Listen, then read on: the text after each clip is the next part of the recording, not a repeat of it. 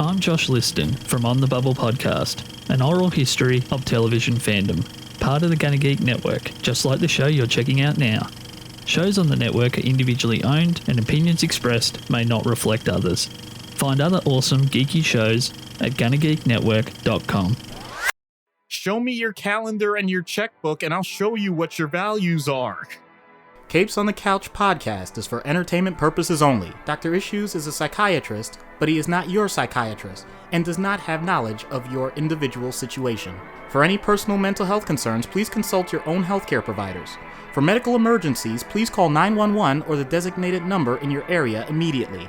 Remember that you are not alone and help is out there. Hello and welcome to Capes on the Couch, where comments get counseling. I'm Anthony Sitko. And I'm Dr. Issues. This is issue 183, and we are howling at the moon because we're talking Bigby Wolf from Fables, a character requested by Ruby. So we're still finishing off the list that our former president levels have sent along. And if you are, in fact, a patron, you can go to patreon.com/capesonthecouch and subscribe. You can go and listen to our trade paperback review of the first arc of Fables. So it's a murder mystery, Who Killed Rose Red. It's a fun read. Also want to apologize for the delay in the new episodes. If you saw on social media, I was going through some stuff. I'm doing a lot better now. So we'll be getting back on schedule, back on track with the bi-weekly releases. Also, speaking of the Patreon, wanted to give a shout out to our new patron, Justin. Thank you for your support. Appreciate that. Hope you're enjoying the exclusive content and quite the back catalog. By the time this is released, we will just have dropped our feature film commentary on Captain Marvel. And in the coming weeks, we will be releasing one for the original Aquaman to tie in with the Aquaman and the Lost Kingdom, Golden Kingdom, whatever the sequel is called, as the last remnants of the DCEU are petered out and released. But no Batgirl movie. God damn it. I'm still mad about that. Aww. I wanted to see what they were doing with it. And they're like, no, we would just rather shelve it and take the tax write-off. Not going to get into that. So in any case, we're here to talk Bigby Wolf. So, Bigby Wolf, created by Bill Willingham and Land Medina in Fables number 1 of July, July 2002. Side note, Bill Willingham just announced recently that he is releasing all of Fables into the public domain, and DC says, no, you can't do that. So whether or not it's legit, I don't know. I am not an intellectual property attorney. I have not seen the contracts between Willingham and DC/Vertigo. So I have no way of knowing just how authentic that claim of public domain release is. Yeah, I'm not an attorney at all. And even I would think that would be incredibly problematic, even if you just said, hey, I want to make this public domain. Ouch. You've already been selling it. Like, that's, yeah. Huh. Yeah, it's not quite like that thing from The Office that I know of, even though I haven't seen it, where Michael Scott just declares bankruptcy by yelling bankruptcy. Like, that's not how it works. I don't know exactly how it works, but I know that's definitely not it. So Bigby, like all of the characters in Fables, is based on characters from folklore. He is based on, as you could surmise, the big bad wolf. He is also the Sheriff of Fabletown, a section of New York City populated with characters from folklore and legend. So centuries ago, the North Wind fell in love with a wolf named Winter, and they had a litter of cubs. Bigby was the runt, relentlessly teased by his brothers and abandoned by his father. His mother was the only one who gave half a hoot about him. So when Winter died, Bigby's brothers left to go find their father, and Bigby vowed vengeance against his father and his brothers. Years later, after growing to an immense size, he confronted his father 7 times and 7 times failed to kill him. Eventually, he gave up and accepted defeat. So he then was living in the Black Forest, and he served as an uneasy ally of some of the other Fables who were fighting against the forces of the adversary which is kind of one of the overarching stories of the comic saga, that these characters were forced out of their homelands by the adversary and his army. So Bigby was allied with the other Fables and was leading several of them to a portal that would allow them to escape, but he insisted on tasting the flesh of anyone that was trying to pass through the portal, and he determined whether or not they were worthy to pass. And if he deemed them unworthy, well, he's a giant wolf. He was tasting their flesh, and you can see where this is going. So after being cut with a lycanthropy-stained knife owned by Snow White, he gained the power to change into a human at will and later mastered the power enough to control the extent of his transition. Under the guidance of King Cole, Bigby was later hired as Fabletown's sheriff because of his detective skills and fighting ability, but due to his earlier actions, namely eating folks, he remained untrusted by the other Fables. Can't imagine why. He later had 7 children with Snow White, and they inherited their father's abilities. Because of this, they all stayed at the farm where Bigby was forbidden to visit. The farm is where several of the Fables that basically could not pass as human were sent to live, because without getting into too much of the other mythology and lore of the Fables universe, one of the key things is that they live among the humans, who are called mundies, as in mundane.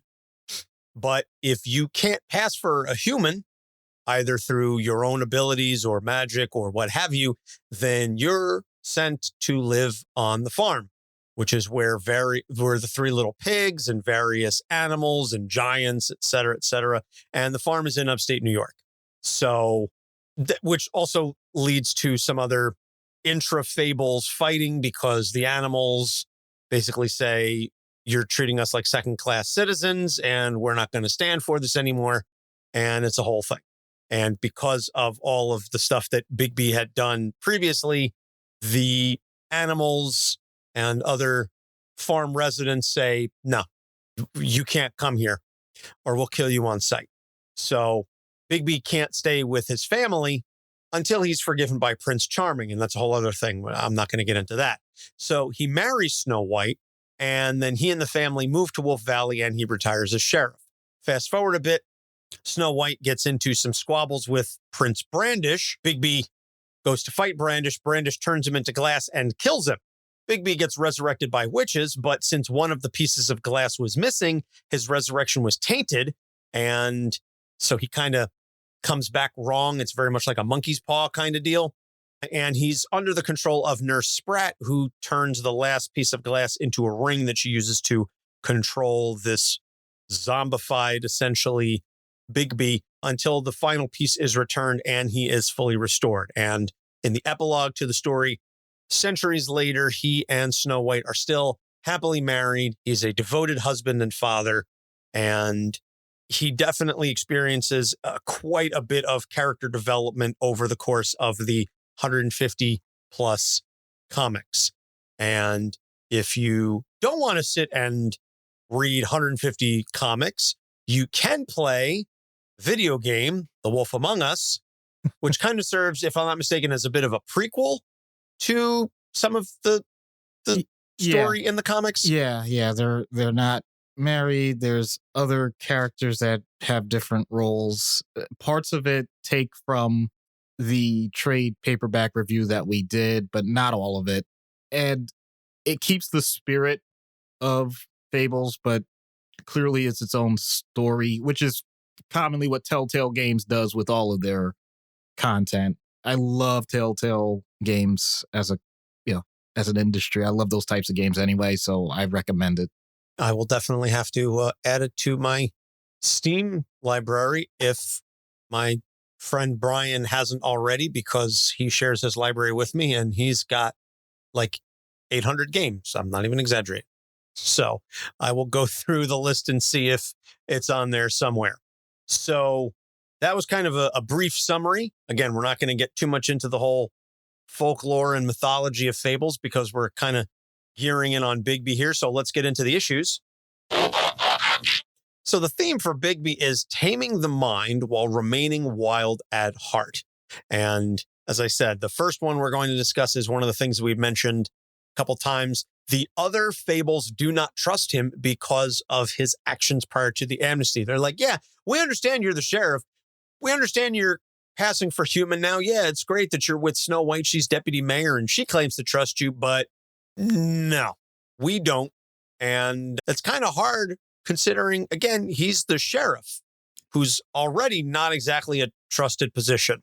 Yeah, I don't even have to put any layers of symbolism on that. I mean, position of authority, and yet because of what you've done before that, you got in some trouble. So yeah, forget the wolf part, forget the mythology of it or anything. This is all about trust and what happens when trust is broken. So I've used this analogy before. I'm not sure if I've used it specifically for podcast episodes, but I know I've talked about this with other people and other therapists. This is not my original idea. I don't want to take full credit for it. But imagine you've gone away for, I don't know, let's say a week vacation, and you have someone, like, just picture it in your mind, someone you trust, and you say, all right, I'm going to be gone for a week.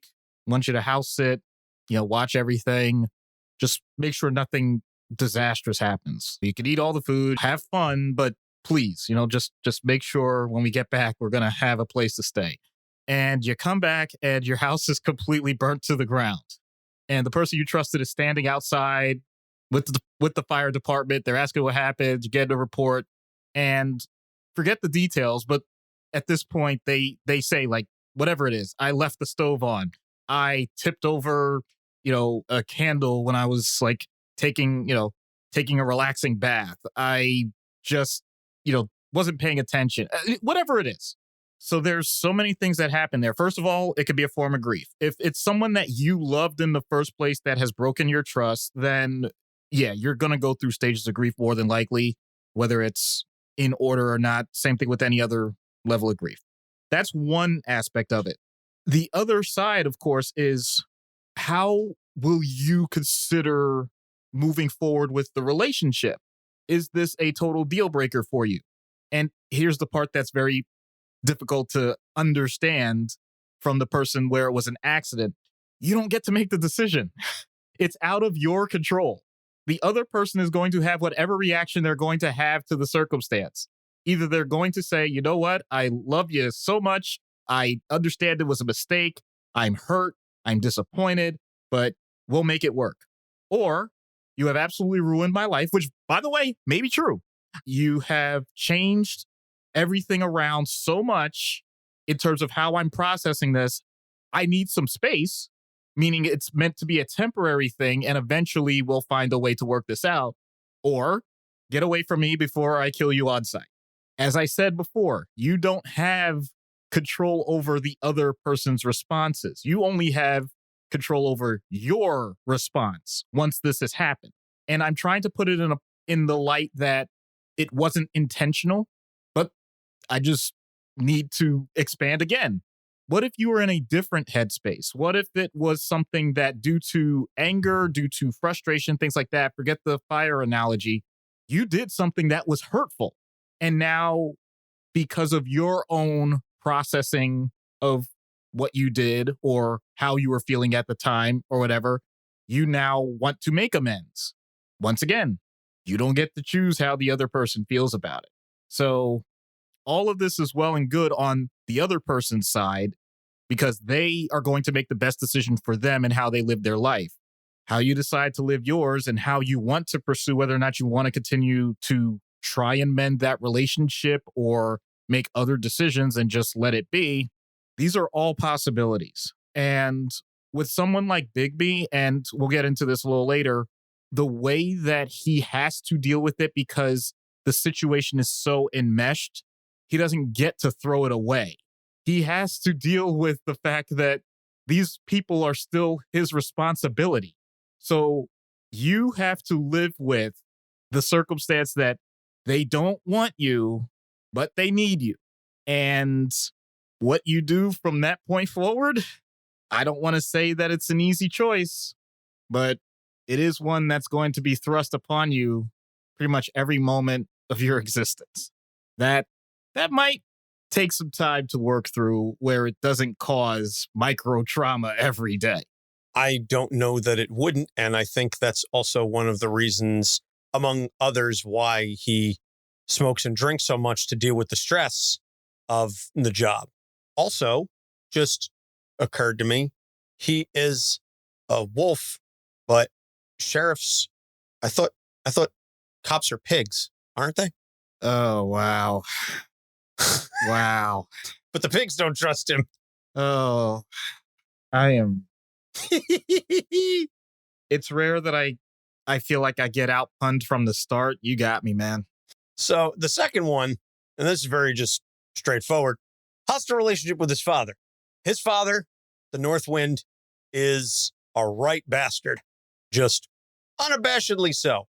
And he does not care for Bigby, and Bigby does not hide his disdain for his father in the least.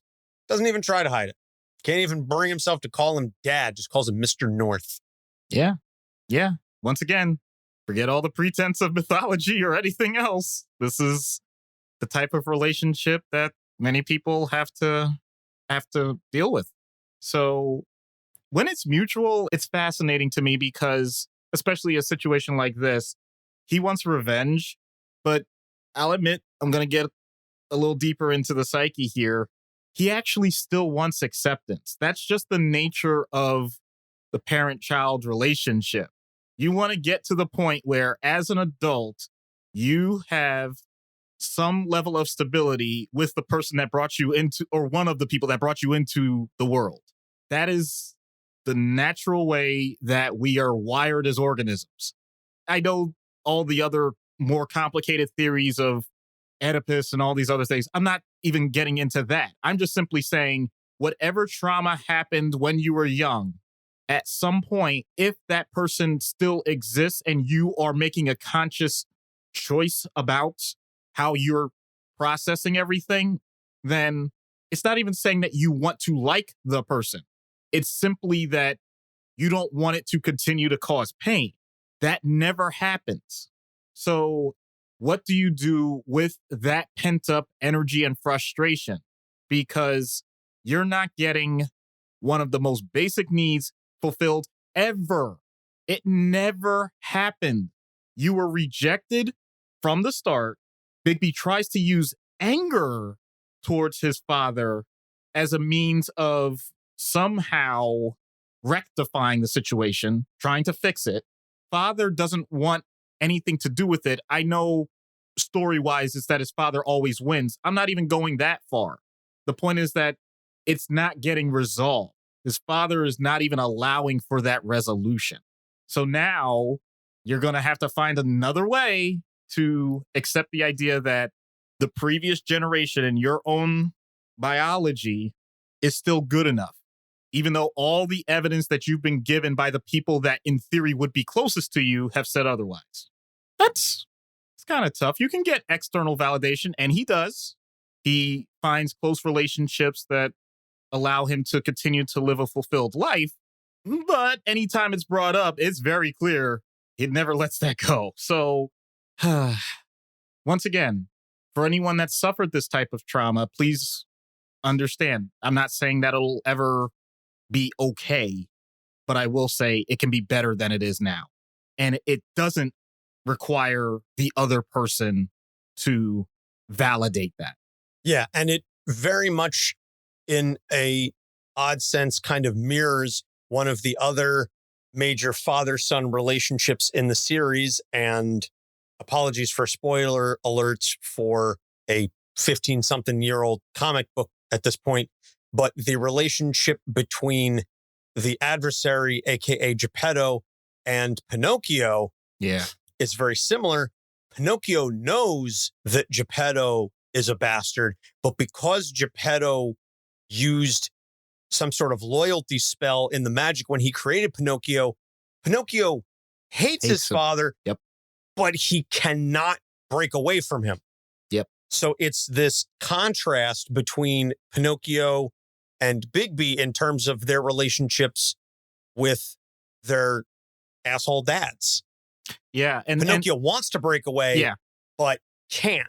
Yeah, and just to expound on that a little bit, because once again, there are examples of this, because I know it gets just direct to fighting, but what if someone is in a situation where the parents have a will or something where there is a potential benefit down the road, and that is used as the carrot for the child to do whatever it is the parents want, despite the fact that there is an adversarial relationship? Now you're talking about true manipulation. There is a reason for the relationship to continue instead of breaking ties.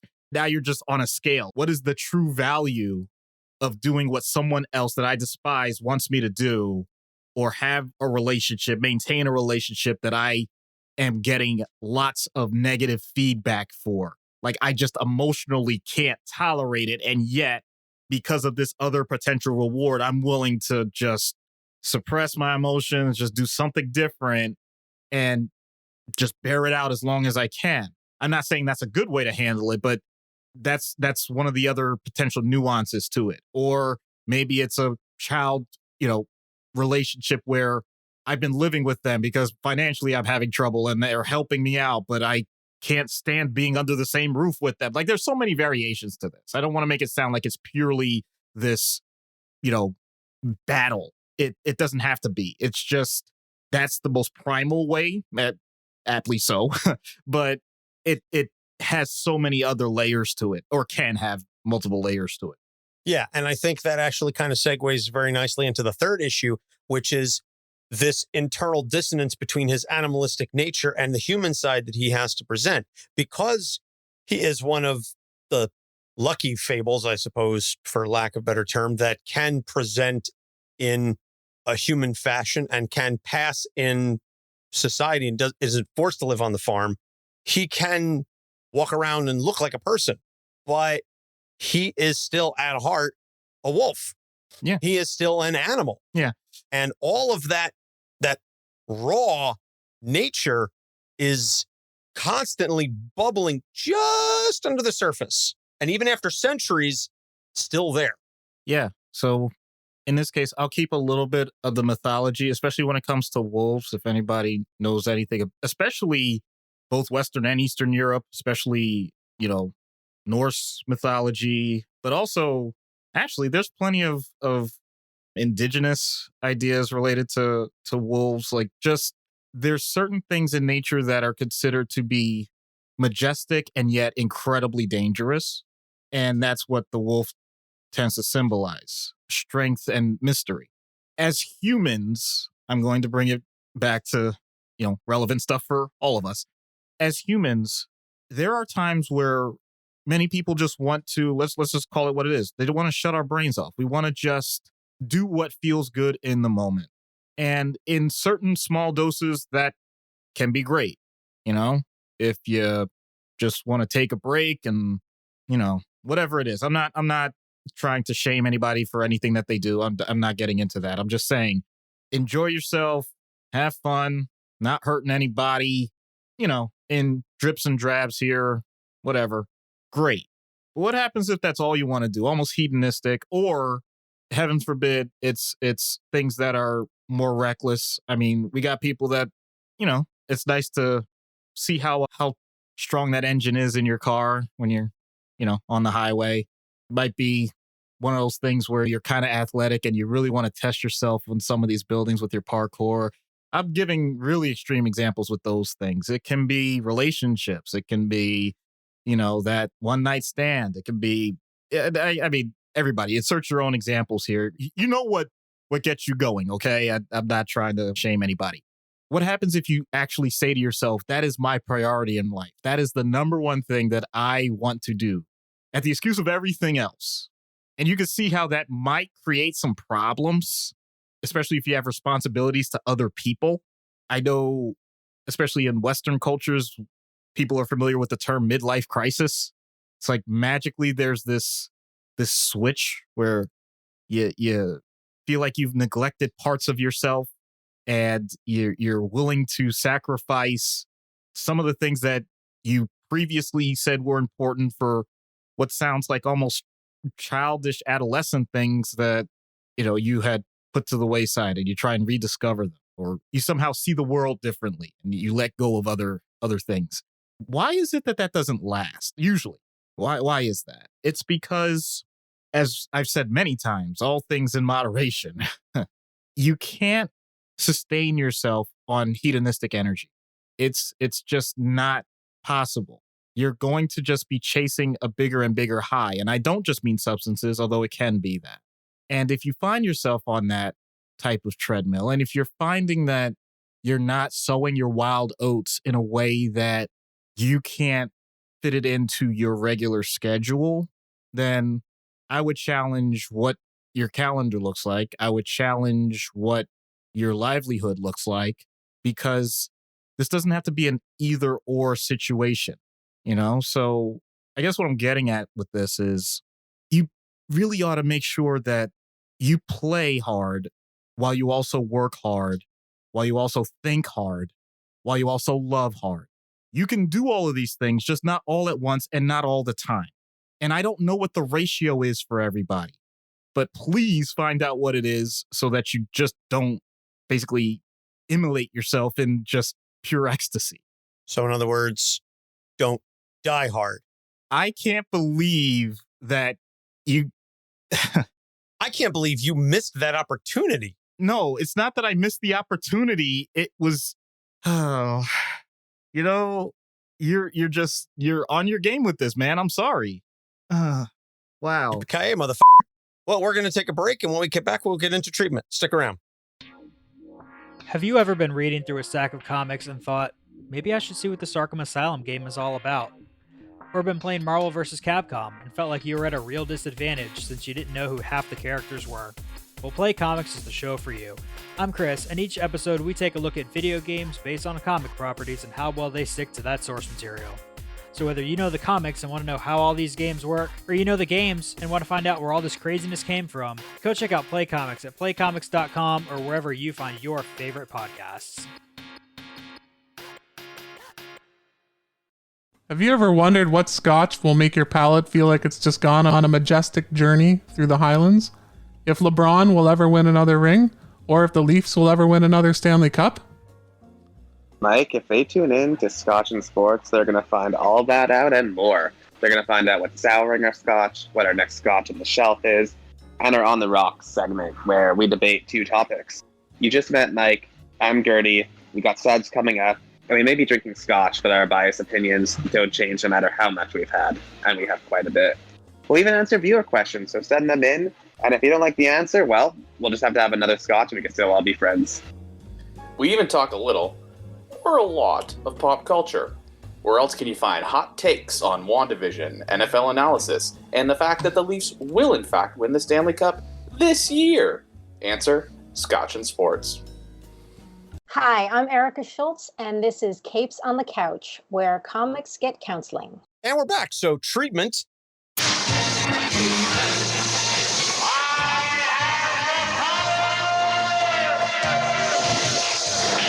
And universe treatment for Mr. Wolf, if he's even willing to deal with you as a Monday. Yeah, this is tough. This is really tough. I am trying to find something that I don't even know what to call it. Is there a type of magic that would allow me to be acceptable to these mythical characters, like to someone like him? That would be great. That would be a fantastic start. You know, if not, then ouch. I mean, I think the biggest thing about it is I want to know how you can get someone or something so mythical to actually try and how do I put this? Appreciate the mundane. That's really what I'm getting at. It's everything in stories has to be bombastic. It has to move. It has to have massive conflicts with overwhelming resolutions and all of that. And I need him to just chill out, can't you? Like just a little bit. And how to get that, I'm not exactly sure, because the idea of Fables living happily ever after is just ingrained in it. And I'm like, that's just not the way it is. There's a reason why we call it the pursuit of happiness and not happiness. And the definition of happiness, like all of this stuff just, it's, I feel like it misses the point.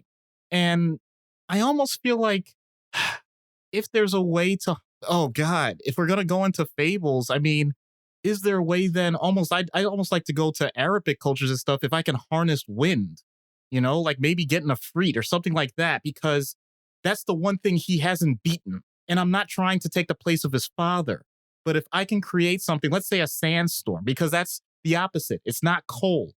It's uninviting. It's harsh, but that also means that it's something he respects.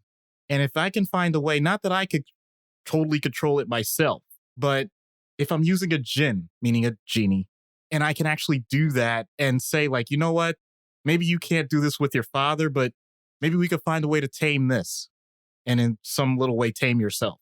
Okay. Because you would obviously have to tap into some kind of magical power, something to get him to coordinate with you in some fashion. Exactly.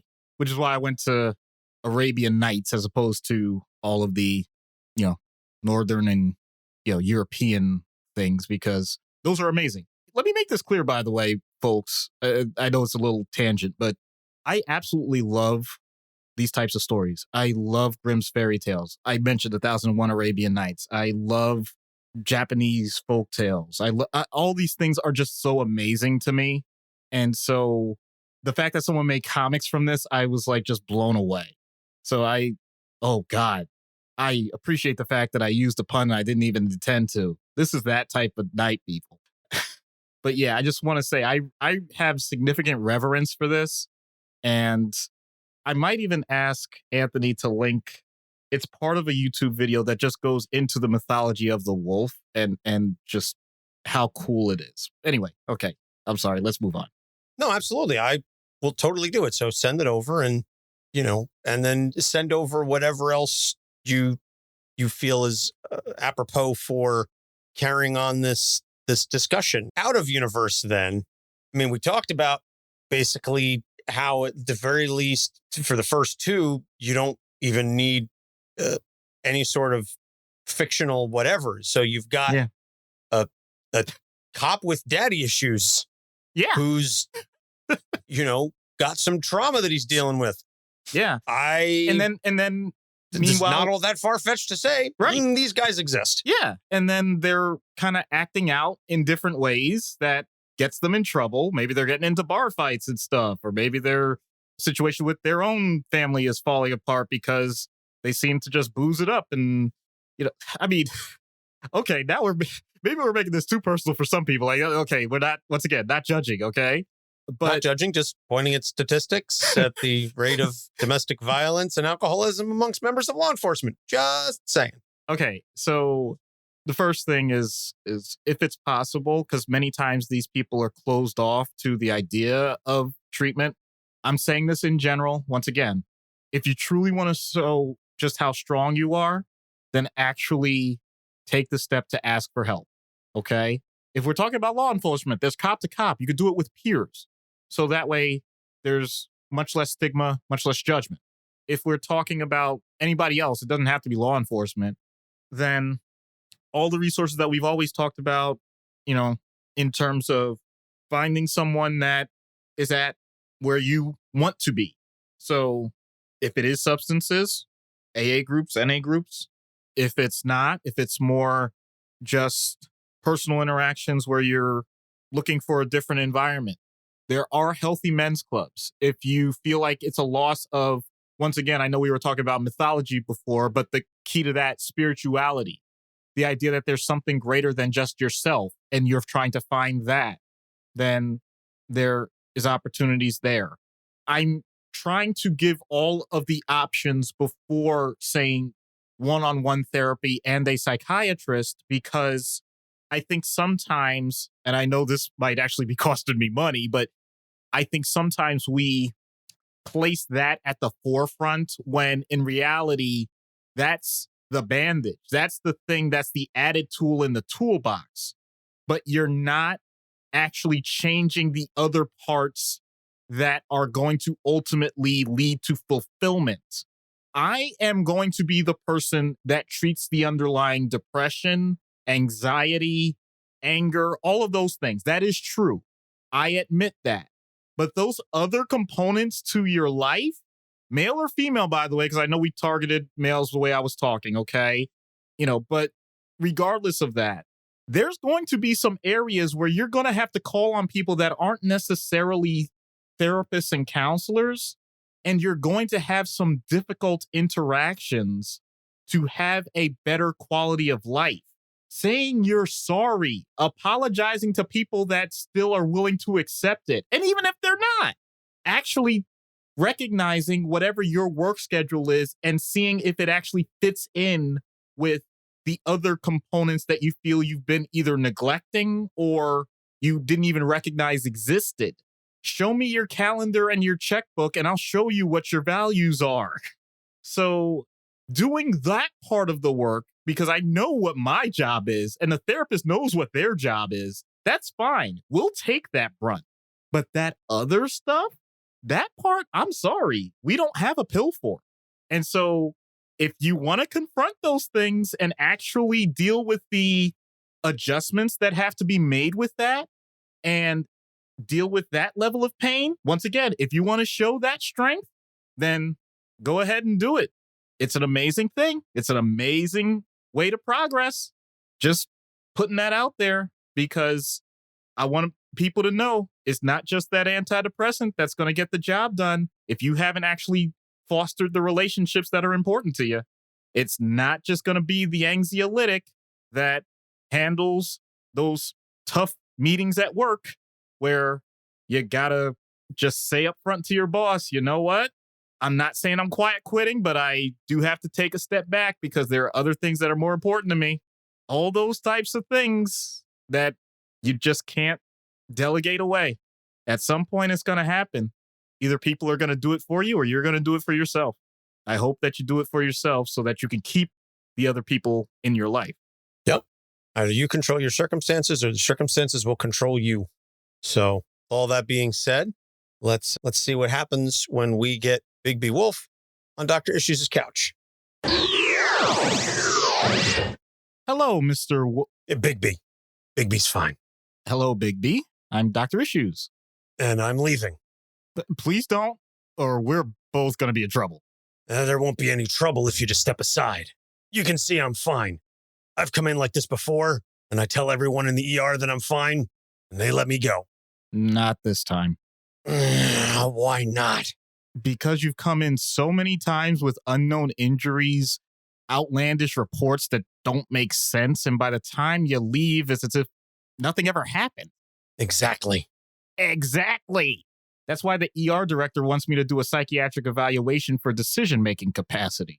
If you refuse, then the police will be contacted to do a wellness check on wherever you say you're going. That's going to be a problem. I agree. So what's up? My main point is to determine if you understand the risks and benefits of your decision-making and if you're a danger to yourself, others, or property. Look, I'm not a danger to anyone unless they get in my way. But if you don't let me out of here, you are putting others in danger. Can you live with that? Nope. That's why I have confidentiality on my side. And the only way it's broken is if there's a danger. So you're not the danger and someone else is, according to what you say. Prove it. That's just it. If I tell you, then you're in danger. The safest thing for you is to keep you in the dark. You just have to trust me.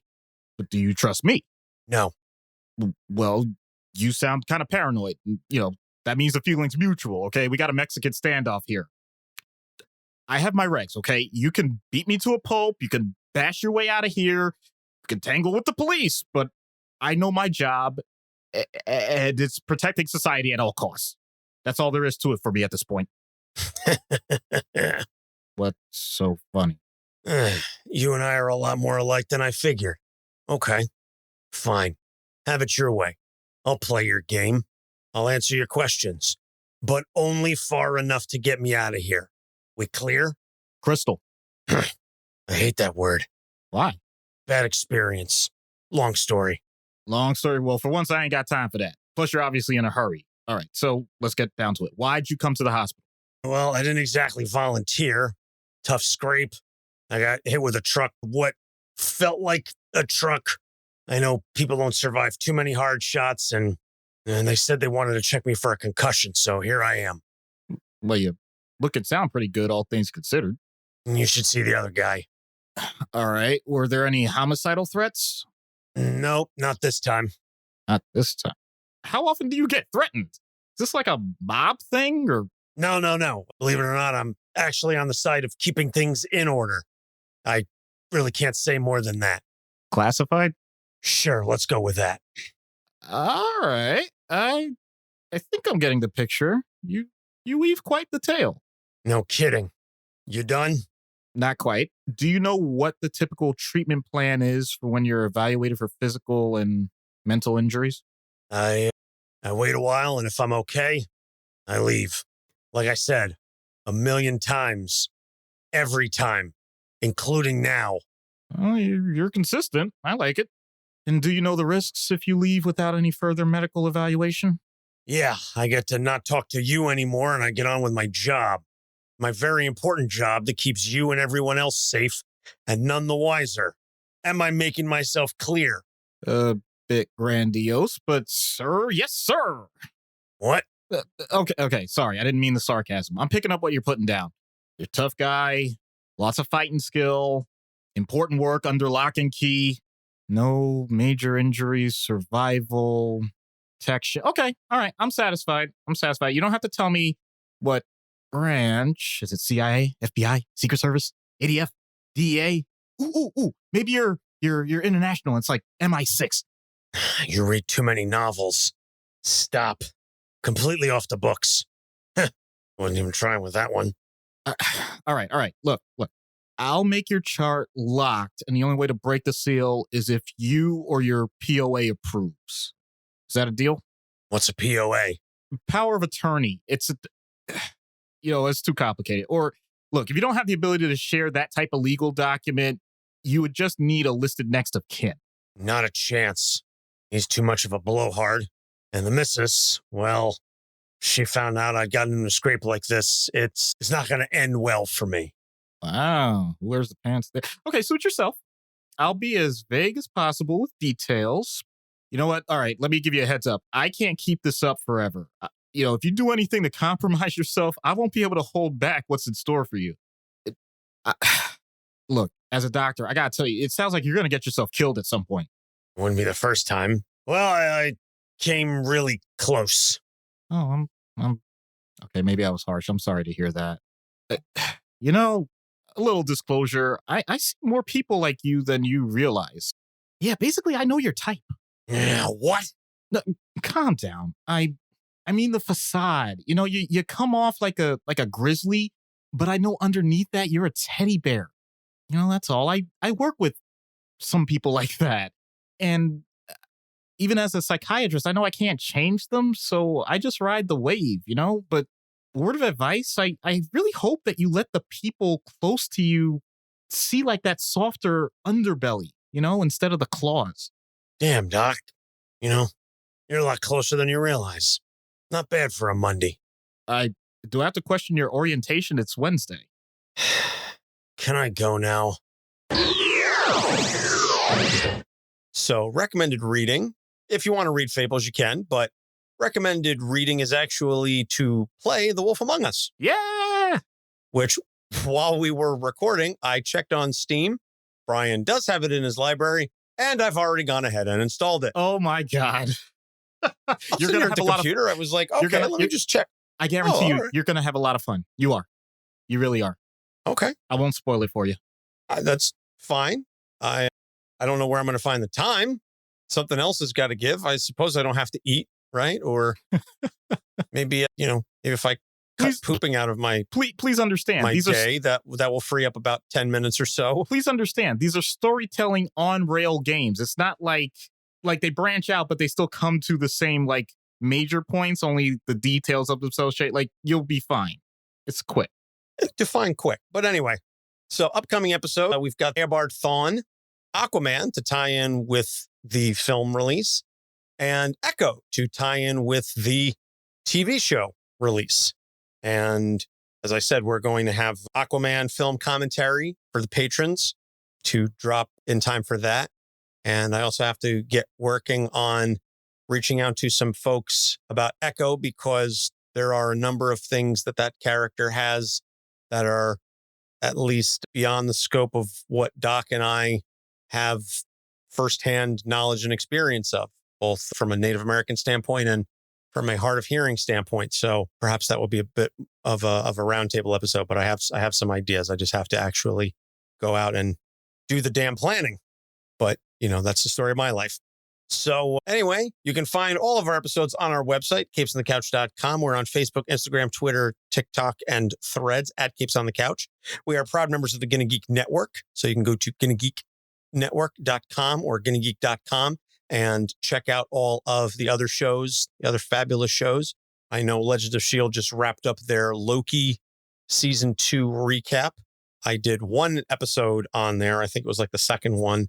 And unfortunately, I was just not available literally every other Saturday to record with them. So all credit to SP and Michelle and Chris, Lauren, and everybody over there. Fantastic crew. Go and check them out. And as I said, if you want to be awesome like Justin, you can subscribe to our Patreon, patreon.com/Capes on the Couch, and subscribe, unlock additional content, uncensored material, cool stuff like the film commentaries and a whole bunch of other awesome stuff. And it helps support the show and keep the lights on and all that good stuff. So, Doc, I'll let you get the puns in. You really think I have puns for something like this? Look, if you're an adolescent, just enjoy those Teen Wolf years and, have some fun. All right. If you ever go to London, just make sure that your hair is perfect. Always stay hungry. And please don't set up your house full of straw men so that you just sound like you're going to be huffing and puffing, getting nowhere. Okay. Please, please, please learn how to enjoy your life responsibly. That's all I have to say. For Doc Issues, I'm Anthony Sitko. Thanks for listening. We'll see you in 2 weeks. Capes on the Couch podcast is for entertainment purposes only. Dr. Issues is a psychiatrist, but he is not your psychiatrist and does not have knowledge of your individual situation. For any personal mental health concerns, please consult your own healthcare providers. For medical emergencies, please call 911 or the designated number in your area immediately. Remember that you are not alone and help is out there.